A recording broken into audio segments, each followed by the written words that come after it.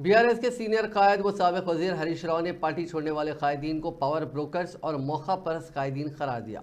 दुपाक में मेदक पार्लिमानी हल्के के बीआरएस कायदीन के एक इजलास से खिताब करते हुए हरीश राव ने कहा कि बीआरएस के लिए कठिन वक्त चल रहा है।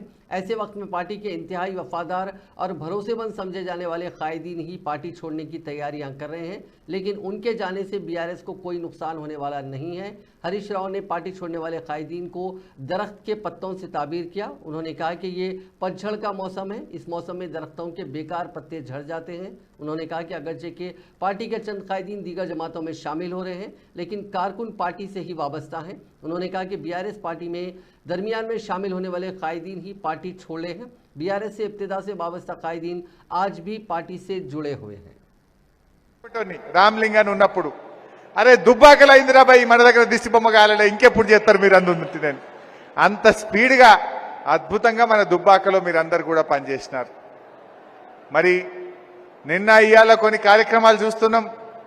కొంతమంది రాజకీయ అవకాశవాదులు పవర్ బ్రోకర్లు పార్టీని విడిచిపెట్టి పోతా ఉన్నారు।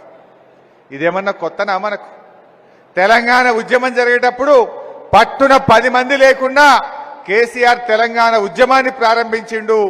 రానే రాదు కానే కాదన్న తెలంగాణ తెచ్చిపెట్టిండు మన కేసీఆర్।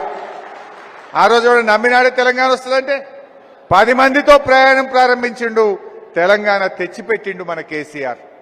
అదేవిధంగా ఆ రోజు ఉద్యమం జరిగేటప్పుడు కూడా సారు పక్కన ఉండే పాపారావు అని ఒక ఎమ్మెల్యే ఉండే, రాత్రికి రాత్రి కాంగ్రెస్ వాళ్ళు అప్పుడు మాయం చేసి తీసుకుపోయింది ఆయన। ఒక ఆయన రాజేశ్వరరావు అని కరీంనగర్ జెడ్పీ చైర్మన్ ఉండే, రాత్రికి రాత్రి ఆయన తీసుకుపోయి కాంగ్రెస్ లో కలుపుకున్నారు।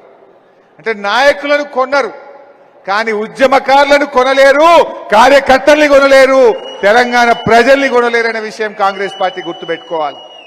ఆ రోజు కూడా ఇట్లనే రాత్రికి రాత్రి మాయం చేశారు కాంగ్రెస్ వాళ్ళు। మీరు నాయకులను కొన్నారు కానీ మా బీఆర్ఎస్ కార్యకర్తల్ని కొనలేరు, తెలంగాణ ప్రజ